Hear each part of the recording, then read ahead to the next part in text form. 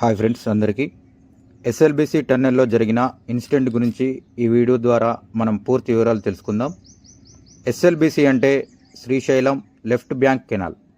ఫిబ్రవరి 22వ తేదీ ఉదయం 8:30 ప్రాంతంలో ఎస్ఎల్బిసి టన్నెల్లో పనిచేస్తున్నటువంటి 50 మంది కార్మికులలో 42 మంది కార్మికులు ఒక్కసారిగా ప్రమాదాన్ని గుర్తించి టన్నెల్ నుంచి బయటికి పరిగెత్తుకుంటూ వచ్చి తమ ప్రాణాలను కాపాడుకోవడం జరిగింది. మిగిలిన 8 మంది లోపల చిక్కుకుపోయారు.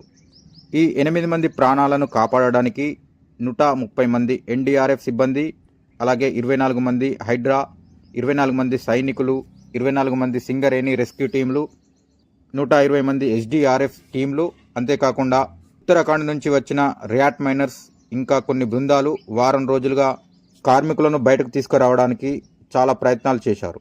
కానీ చివరకు ఫిబ్రవరి 28వ తేదీన సాయంత్రం గాలింపు చర్యల్లో భాగంగా ఆ టన్నెల్లో చిక్కుకున్న వారి ఆచూకీ లభ్యమైంది. అసలు ఎస్ఎల్బిసి టన్నెల్ కథ గురించి మీకు చాలా సింపుల్గా అర్థమయ్యే విధంగా ఇప్పుడు వివరంగా తెలియజేయడం జరుగుతుంది. ముందుగా ఈ వీడియోను లైక్ చేసి మన ఛానల్ను కొత్తగా చూస్తున్న వారు ఛానల్ను సబ్స్క్రైబ్ చేసుకోండి.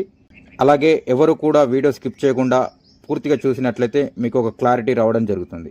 ఎస్ఎల్బిసి టన్నెల్ అనేది నల్గొండ ప్రజలకు నీటిని అందించడానికి, అలాగే ఫ్లోరైడ్ బాధిత ప్రాంతాలకు తాగునీటిని అందించడానికి 2005లో అప్పటి ముఖ్యమంత్రి వైఎస్ రాజశేఖర రెడ్డి గారు ఆమోదం తెలపడం జరిగింది. ఈ టన్నెల్ భూగర్భంలో 43 కిలోమీటర్ల పొడవు సొరంగ మార్గంలో నీటిని సరఫరా చేయడానికి నిర్మించబడుతుంది.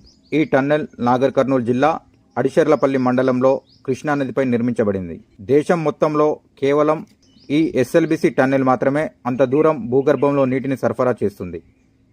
ఈ టన్నెల్ నిర్మాణం చాలా భయంకరమైన పరిస్థితిలో జరుగుతుంది. దీని నిర్మాణానికి సుమారు 42 ఏళ్ల కిందట ఆలోచన మొదలు కాగా 20 ఏళ్ల కిందట వైఎస్ఆర్ ఆమోదం తెలపడం జరిగింది.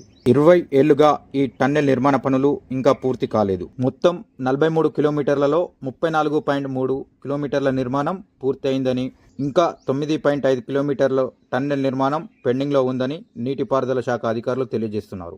దీనికి సంబంధించి 2 వైపుల నుంచి ఇన్లెట్, అవుట్లెట్ వైపు నుంచి పనులు చేసుకుంటూ వచ్చారు. అసలు టన్నెల్ ద్వారా కాకుండా ఓపెన్ కాల్వ ద్వారా నీటిని సరఫరా చేయవచ్చు కదా, మరి ఎందుకు అలా చేయలేదు అనే విషయాన్ని మనం చూసుకున్నట్లయితే ఈ ప్రాజెక్టు నుంచి నీటిని తరలించే ప్రాంతం పూర్తిగా నల్లమల అటవీ ప్రాంతం. పర్యావరణ నిబంధనల ప్రకారం ఓపెన్ కాలువ తవ్వి పనులు చేయాలంటే చాలా కష్టమైన పని.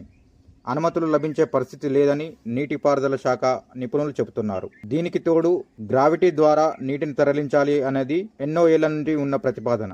ఈ ప్రాజెక్ట్ సంబంధించిన ప్రాంతంలో వన్యప్రాణ సంరక్షణ కేంద్రం ఉంది. ఈ సంరక్షణ కేంద్రానికి ఎటువంటి ఆటంకం కలగకుండా ఉండాలంటే టన్నెల్ ద్వారా మాత్రమే ప్రాజెక్ట్ నిర్మించాలని కేంద్ర పర్యావరణ శాఖ అనుమతులు ఇవ్వడం జరిగింది. రక్షిత అటవీ ప్రాంతం కాబట్టి సొరంగ మార్గం ద్వారా నీటిని తరలించాలని ప్రణాళిక ఉందని చీఫ్ ఇంజనీర్ శ్యామ్ ప్రసాద్ రెడ్డి గారు చెప్పడం జరిగింది. ఎస్ఎల్బిసి ప్రాజెక్ట్ 2010 నాటికే పూర్తి చేయాల్సి ఉందని అధికారులు చెప్తున్నారు. ఇప్పటి వరకు 6 సార్లు ప్రాజెక్టు పూర్తికి గడువులు పొడిగించుకుంటూ రావడం జరిగింది. ప్రస్తుతం 2026 జూన్ వరకు పూర్తి చేయాలనేది లక్ష్యంగా పెట్టుకున్నారు. శ్రీశైలం ప్రాజెక్ట్ సమీపంలో జరుగుతున్న ఈ ప్రాజెక్ట్ నిర్మాణ పనుల్లో సీఫేజ్ వాటర్ అంటే ఊట నీరు అధికంగా ఉండటం వల్ల అక్కడ పనులు చాలా కష్టంగా మారడం జరిగింది అని చెప్తున్నారు.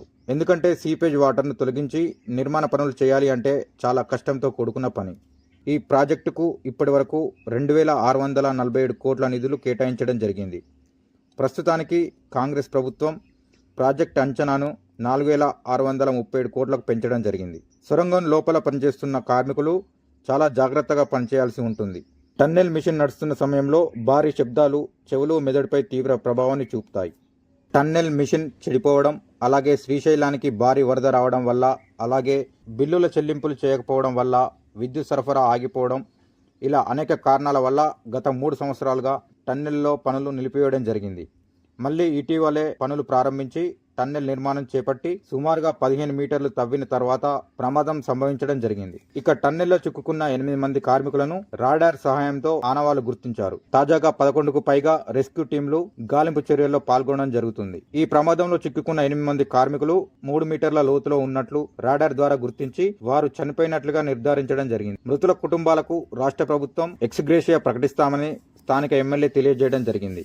ఈ వీడియో కనుక మీకు నచ్చినట్లయితే వీడియోను లైక్ చేయండి, అలాగే మరిన్ని ఇలాంటి వీడియోల కోసం మా ఛానల్ను సబ్స్క్రైబ్ చేయండి.